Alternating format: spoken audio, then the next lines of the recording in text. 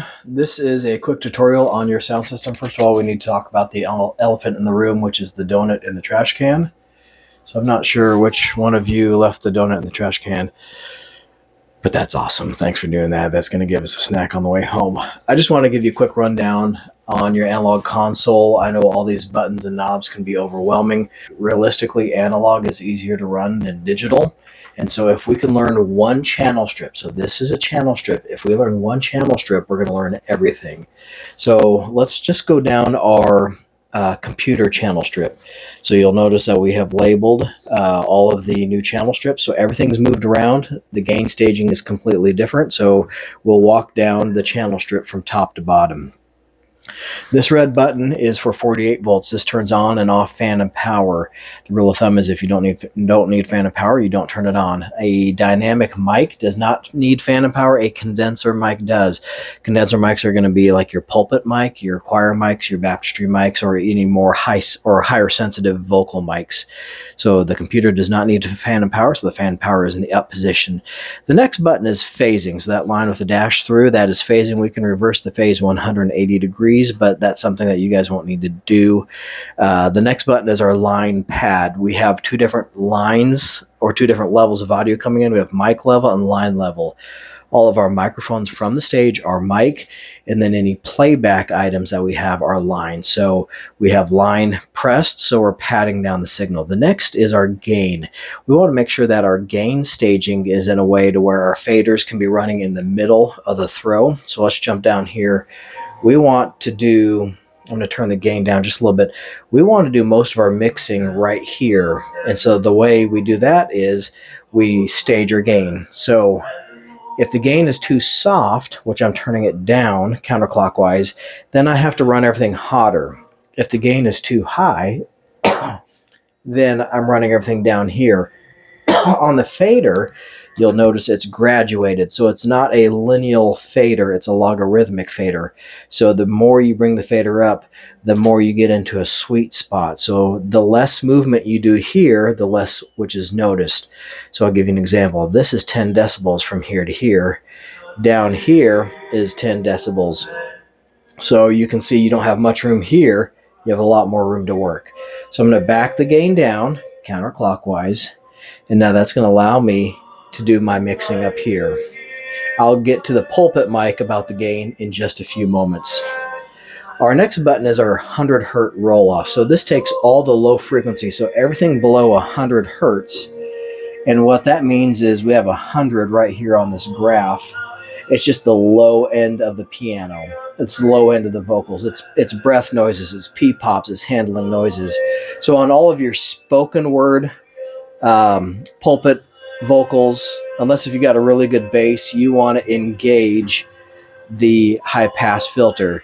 Now we don't have it engaged on the computer playback. The next section is a 4-band EQ. We have a fixed high and a fixed low. We have two sweepable mids. So what that means is our high frequencies, HF, is fixed at 12,000 hertz, which if we look on the graph, 12,000 hertz is way up here. It's a bunch of sizzle, sizzle, sizzle. So you can see right about here is 12,000. The low frequency, which is the LF, is fixed at 60 hertz. So that's going to be within the bottom register of the piano. So that would be your bass, and this would be your treble. These are not usable frequencies when it comes to spoken word. The next two sections is a low mid and a high mid. So this is called mid frequency 1, mid frequency 2. These two are sweet, and this is where you'll do most of your work. You get to choose the frequency you want to work at, and then you can either add or subtract at that frequency. The high frequency and low frequency, they're fixed. You'll feel a little detent right here at 12 o'clock. We're adding at high frequencies, or we're cutting at high frequencies. Rule of thumb is you always cut before you ever add or boost. Anytime you add or boost, you're going to cause the chance of feedback to go up and distortion to go up. So we do subtractive EQ rather than addition EQ.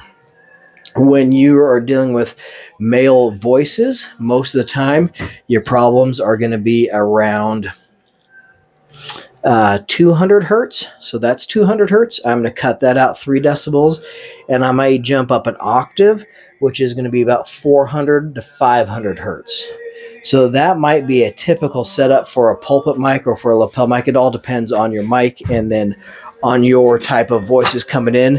But that's how I would start the EQ. So this is a 4-band EQ, fixed high, fixed low, treble and bass, and then 2 sweepable mids.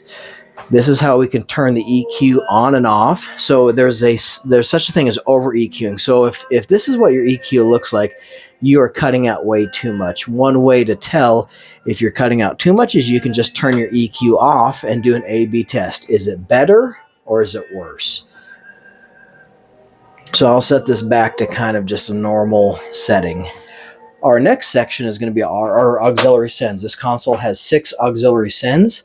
1, 2, 3, 4, 5, 6. Now we're only using the first 3. This is what controls our floor monitors.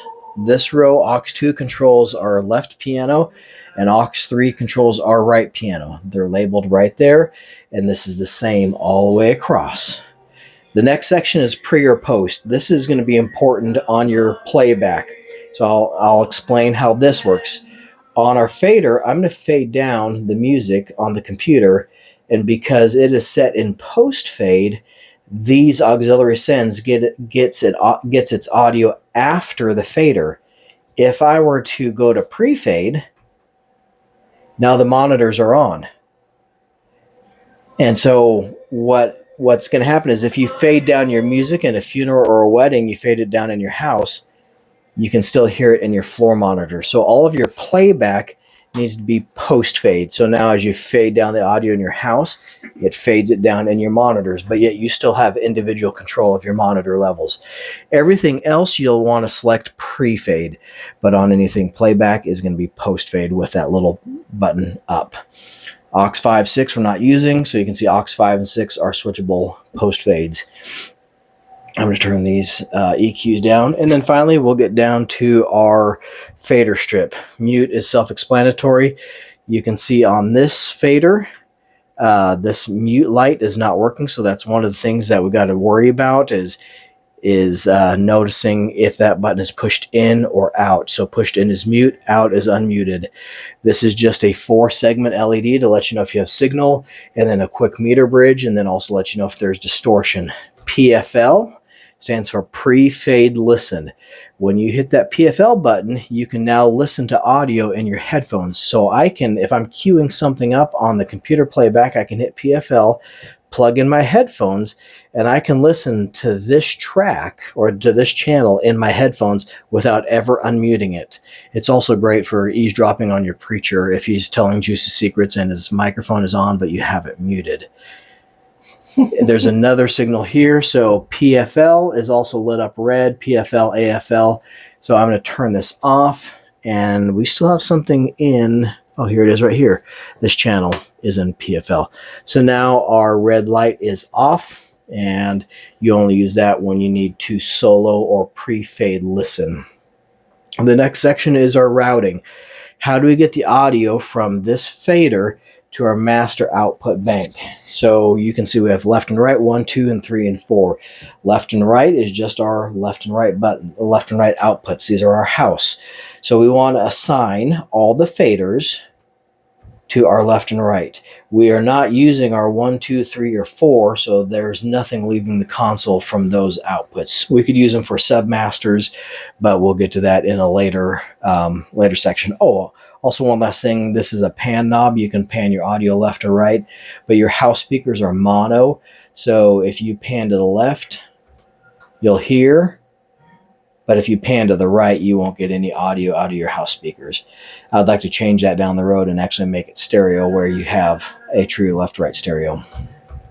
So that is a quick rundown on your channel strip. If you can master one channel strip, you're going to master the whole thing. Now here's just a few routing techniques. Choir left, choir right. So these are our 2 choir mics. We have them set up now to where if you bring your choir fader all the way up to the top, you don't have feedback because I have the gain turned down. So this is part of our gain staging. If I turn the gain up, there's our feedback. I don't know if you can hear that on the recording. So what I like to do on the pulpit mic and choir mics, I like to set it up to where you can run the fader all the way up to plus 10 if our house fader is at 0. If our house fader is up, then we'll run into feedback a lot quicker. Or if our house faders are down, you won't have enough volume. So we leave our house faders right at 0. And we have a little sticker that says 0 on that, or says house right there. So that is set up for our choir mics, our baptistry mic, and our pulpit mic. You can run the faders wide open, and that will let you know that's as loud as I can get before we get into feedback. That's if you don't mess with the gain staging. If you turn the gain up, then that's going to adjust where you go into feedback. So that's a quick rundown on the channel strips. Let me give you just a couple mindsets. What you're doing running sound is you're helping the whole communication process. From prelude to postlude, as a sound tech, you are helping whoever is on the platform communicate with everybody. The standard is if you're further away than 6 feet, you start to lose that personal connection. We use the sound system to bridge that gap, to bring that personal connection back back to the audience, so everybody feels like they're having a personal conversation. So if you miss a mic cue, if you run into feedback, you're going to cause distractions in that communication. So understanding the flow of the service, understanding who's singing what, who's going to pick up what mic, those are all good reasons to have sound checks and to be paying attention. This is not a spot for you to check out and say, I'm just the sound guy and I'm going to watch the Thunder in the playoff series. That's the wrong time to watch the Thunder. This is the time to dig in and invest in your sound and invest in your church and help your pastor, help your singer, help your congregational singer, help them communicate with everybody in the room. And then also don't forget to plug in yourself. It is so easy to get distracted and to check out and not ever get fed yourself. I've run the sound at our church for 24 years. And it's a conscious effort, and sometimes I have to force myself to really plug in because I can get distracted by sounds, by stuff not working, by thinking about things, and I'm in an area that's isolated. That's very easy to make that happen. So make sure that you guys and gals, whoever's doing this, make sure you force yourself to connect and plug in and make sure that you're being fed as well. And then if you have any questions, please feel free to ask your pastor. He's a really nice, cheeky fellow who smokes meat.